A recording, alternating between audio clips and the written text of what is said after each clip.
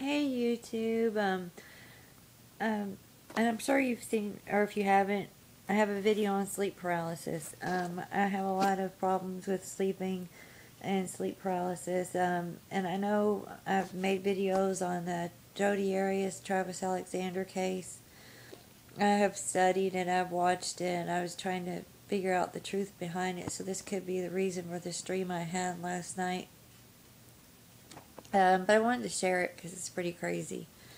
It was almost like I was standing there in the bathroom with Travis watching what had happened that day. Um, what I saw was after they had got done having sex, they had gone down into the study and they were messing around on the computer. And she had mentioned that she needed to get out of there and leave. And he wanted to know why. Where are you going? You drove all this way. Um, why don't you just stay? And she said, well, I'm going to Utah. And he's like, what are you going to Utah for? And she finally gives in and she tells them, I'm going to meet this guy named Ryan Burns.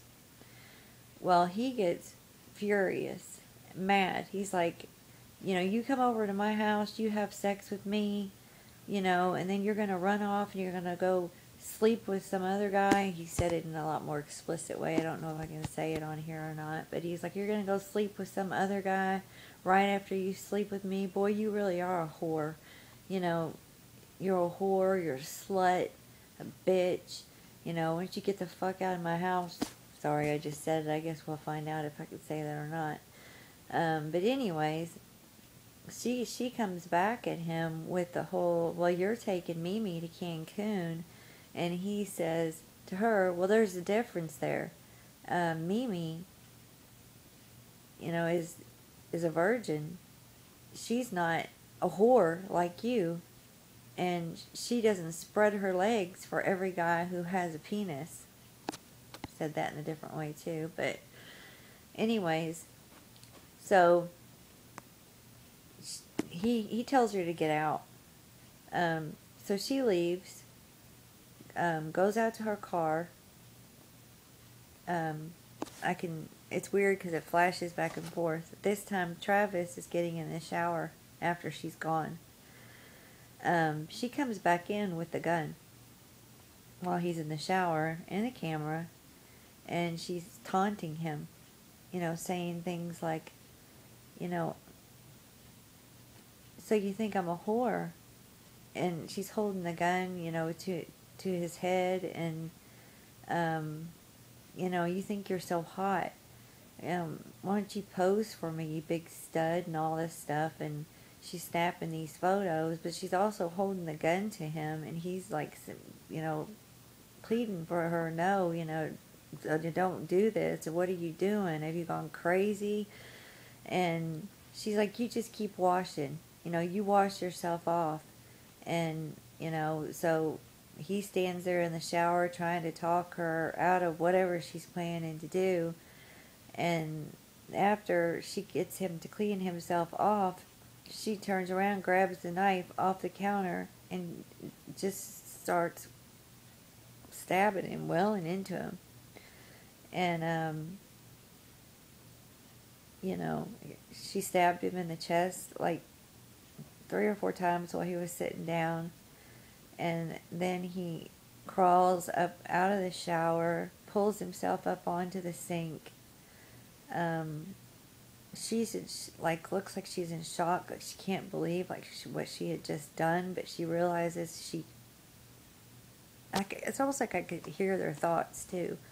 So it's like she realized she had to finish this because she was shocked of what she'd done and that she had gone that far.